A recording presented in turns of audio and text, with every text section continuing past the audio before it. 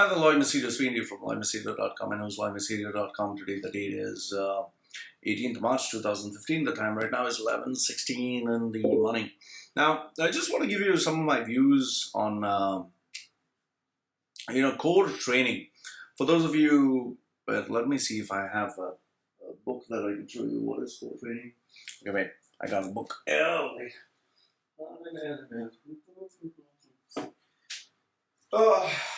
Okay, so this is my book on core training. If you can see core training, it's kind of reversed. Okay, core training. So, there are a lot of exercises that I do. Like, I'll show you some of them. It involves you training like without weights, lifting your legs, then, stuff that you need to focus on doing your abs, like workouts like these. Just focusing on your abs. Can I see? Yeah, you can see it. And yes, stuff that involves, lunges and stretching of the lower back. So basic training like this, if you can get your hands on a book like this, I think it would give you most of the good, proper movement and proper strategies that you need to do in order to have a strong core. So what exactly is the core?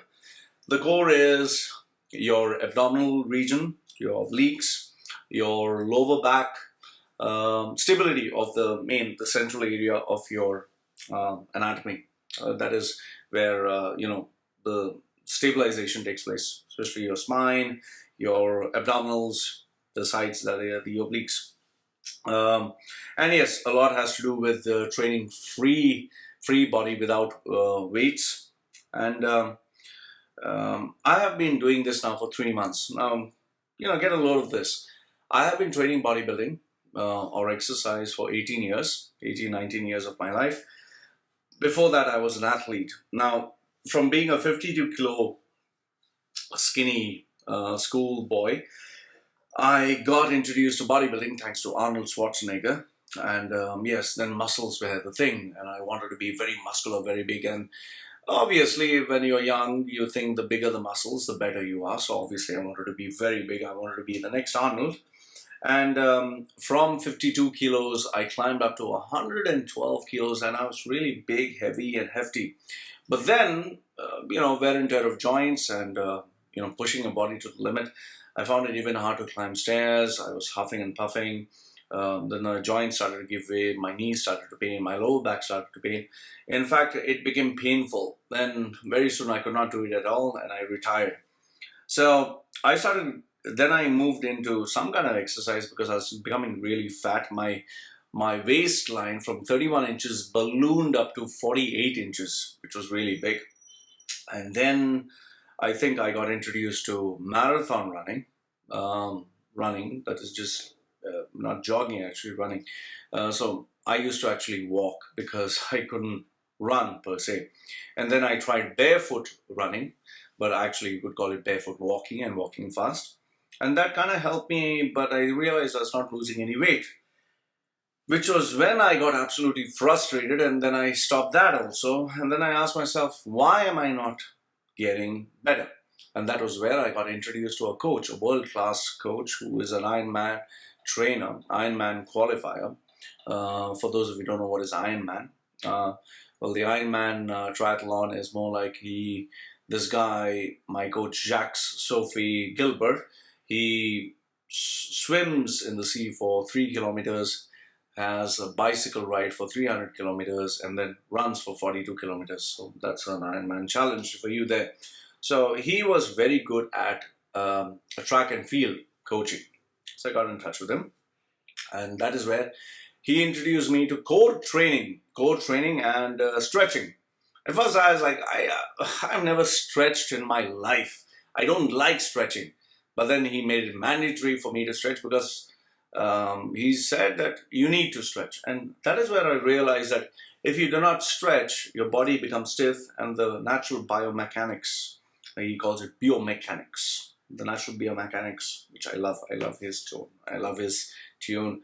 Your body does not have its natural rhythm and movement. So instead of your leg extending itself completely in the front and contracting completely at the back, you have partial movements because of which you're not able to move properly, and obviously then other parts of the body suffer. So stretching became very mandatory for me. I'm still struggling to stretch. I'm not yet reached that point where I'm very flexible.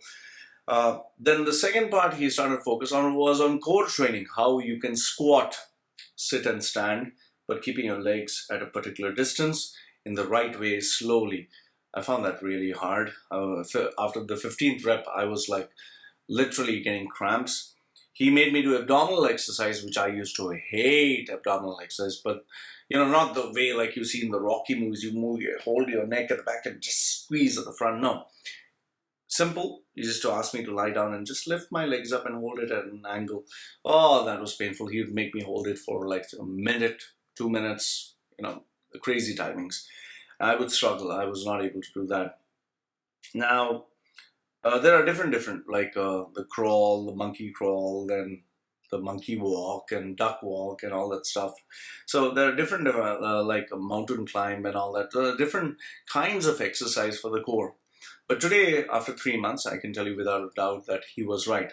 If your core is stable, that is your abs, your obliques, your lower back, and your structure, your posture improves, your technique improves, and that is what you really need to focus on. Today, I'm feeling much better than I was, and I can definitely say my injuries are no longer bothering me. So what have I realized in terms of bodybuilding versus core training or functional training? Bodybuilding is more of a show-off sport where you show bigger muscles, you feel good about it, you feel superior, you feel strong, you feel invincible. But that is just you becoming bigger and bigger and stronger, but not flexible, not healthy, not having the functionality that you need. Now when I think of core training, when I think of proper technique, I would rather opt for that any day, because what's the point of being so big that you can't carry yourself around in a healthy manner, that you can't bend, you can't sit, you can't stand. I love core training. I love functional training. I love the fact that I need not be very big, and I'm focusing more on health. So core training is the key, is the essence of what is required, because as you get older, you need to take care of yourself, your joints, your muscles, and yes, nutrition plays a very important role. Sleep plays a very important role. So if you ask me today, any day, I would recommend core training. If you want to find out more about core training, I think you just have to Google, you'll get all the information necessary. However, if you want to buy some books, buy books on core training. They'll give you an insight as to what core training is all about. But remember, in order to be effective with core training, technique is the key. Otherwise, you're headed for disaster. So anyway, this is Loy from LoyMachedo.com and who's LoyMachedo.com, sharing with you his experience on core training. And if you honestly ask me, I think bodybuilding is good for showing off, is good for strength, is good for standing out, but then that is not at least my priority at this age when I'm going to move towards being 40. I think I would like to be more on the functional side. I'd like to be more on the active side of being healthy. And I think it's very necessary to be in tip-top shape. So, Loy from LoyMachedo.com and who's LoyMachedo.com. Let me know what you think. These are my views. I'd love to hear your views. And yes, if you have any interesting links on core training, love to see them. Goodbye for now.